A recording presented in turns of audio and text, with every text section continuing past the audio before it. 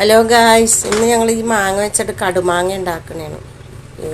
ഈ ഒരു മാങ്ങ എടുക്കണം കേട്ടോ. ഇത് വേറെ ഉപ്പിലിടാനാണ് എടുക്കണം. അപ്പം അത് എങ്ങനെ ചെയ്യണമെന്ന് കാണിക്കാം. ഹലോ, അതെ, കടുമാങ്ങക്ക് മാങ്ങ ഇതുപോലെ അരിഞ്ഞെടുത്ത് എന്നാ അതിലേക്കുള്ള സാധനങ്ങൾ: ഇഞ്ചി, ഒരു കഷ്ണം ഇഞ്ചി, 5-6 ഇല്ലി വെളുത്തുള്ളി ചെറുതാക്കി അരിയണം. ഇഞ്ചി ഇതുപോലെ അരിഞ്ഞിട്ട്, കുറച്ച് വേപ്പില, ഒരു മൂന്ന് പച്ചമുളക്, ഒരു 3 കഷ്ണം ഉള്ളി. ചട്ടി അടുപ്പത്തെ ചൂടാകുമ്പോൾ ഇതേ വെളിച്ചെണ്ണ കുറച്ച് ഒഴിക്കണം. കടുക് ഇടണം കേട്ടോ. ഇത്രയും കടുക് ഇടും.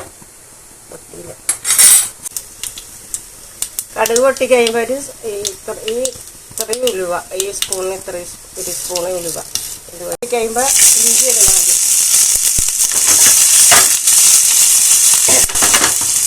ഇഞ്ചി ഇത്രയാകുമ്പോൾ വെളുത്തുള്ളി എന്നിട്ടിട്ടൊന്ന് ഇളക്കാം. ഉലുവ ഇട്ട്, കടുക് ഇട്ട്, വെളുത്തുള്ളി ഇട്ട്, ഇഞ്ചി ഇട്ട്, പിന്നെ കുറച്ച് 3 വെളുത്തുള്ളി അല്ല ചെറിയ ഉള്ളി അരിഞ്ഞാണ് കേട്ടോ. അത് ഉള്ളി ഒന്ന് കുഴഞ്ഞ് വരുമ്പോൾ ഈ 3 പച്ചമുളക് അതുപോലെ വേപ്പില, ഇത്രയും വേപ്പില. ഇത് ഇങ്ങനെ ആകുമ്പോൾ നമ്മൾ ഈ മാങ്ങ അരിഞ്ഞ് ഇട്ട് കൊടുക്കണം. കുറച്ച് ഉപ്പിടണം. നല്ലോണം ഈ വെളിച്ചെണ്ണയിൽ ഇങ്ങനെ പിടിപ്പിക്കണം. എണ്ണയൊക്കെ അതിലിങ്ങനെ തെളിഞ്ഞല്ല. എണ്ണ തെളിഞ്ഞ് കഴിയുമ്പോൾ നമ്മൾ മുളക് പൊടി ഇട്ട് കൊടുക്കണം. മുളക് പൊടി ഒന്ന് വറക്കണമല്ലോ. 2 സ്പൂൺ കാശ്മീരി മുളക് പൊടി,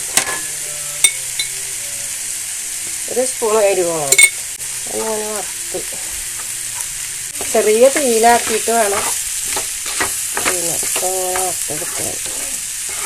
ഇത് നല്ലോണം മൂടി വെക്കാം. മൂടി വെച്ചിട്ട് അതിൻ്റെ മൂടിയുടെ വെള്ളം ഇറങ്ങുമല്ലോ. ആ വെള്ളം ഒരു 5 മിനിറ്റ് വേണ്ട കേട്ടോ. അങ്ങനെ ആക്കിയിട്ട് മൂടി വെക്കാം. 2 മിനിറ്റ് മൂടി വെച്ചാൽ മതി. 1 സ്പൂണ് പഞ്ചസാര ഇങ്ങനെ കുടയണം. ഒരു നേരിയ മധുരം വേണമല്ലോ നമുക്കിതിന്. ഇത് പച്ച മാങ്ങയല്ലേ, അപ്പോൾ അത് രസമാണ് അങ്ങനെ കഴിക്കാൻ. നല്ല ടേസ്റ്റാണിത്.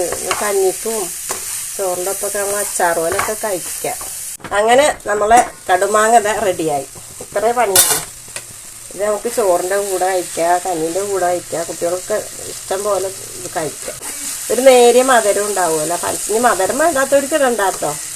അങ്ങനെ അപ്പോൾ ഇത് കണ്ട് ഇഷ്ടപ്പെട്ടാൽ എല്ലാവരും ഷെയർ ചെയ്യുക, സബ്സ്ക്രൈബ് ചെയ്യുക, ലൈക്ക് ചെയ്യുക, സപ്പോർട്ട് ചെയ്യുക.